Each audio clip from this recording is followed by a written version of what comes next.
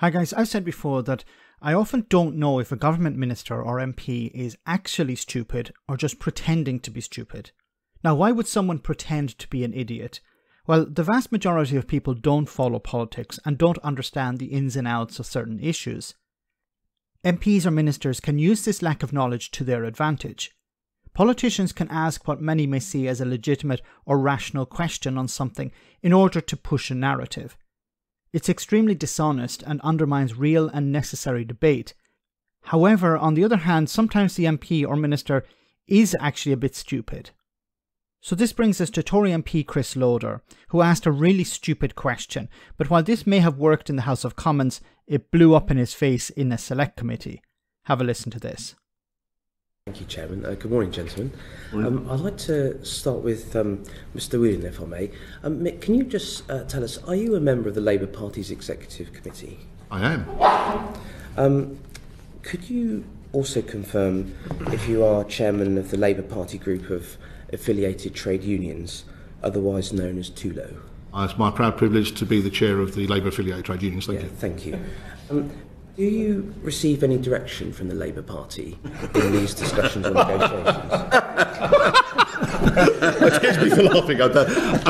Unfortunately, no. I've had no discussions with anybody. We have briefed people in the shadow cabinet on our position as a trade union, but there has been no direct discussion or policy in relation to this dispute coming from the leadership of the Labour Party. Okay, so you're probably wondering, why is he laughing? Because this is what the Tories have been trying to push. The Tories have been trying to push this narrative that the unions dictate policy to the Labour Party and the Labour Party dictate policy to the trade unions. The Labour Party are basically telling the unions, you should go on strike now, or you should do this, or you should do that.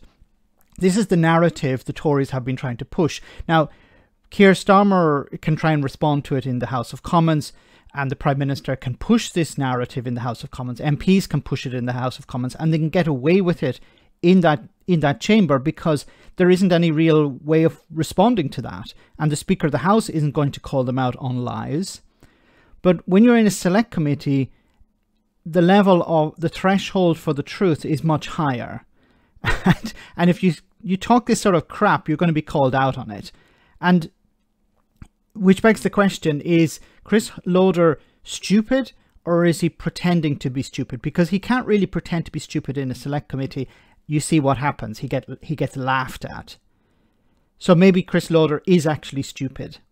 He actually believes that the Labour Party are dictating how the trade unions act because there's a relationship. Yes, there is a relationship between the trade unions and the Labour Party. You know, they're called the Labour Party for a reason. They, in the past, or if you want to say also the present, they represent workers. But the idea that the Labour Party are telling people when to go on strike or telling them how to go on strike or organising the strikes in some way is just completely ludicrous.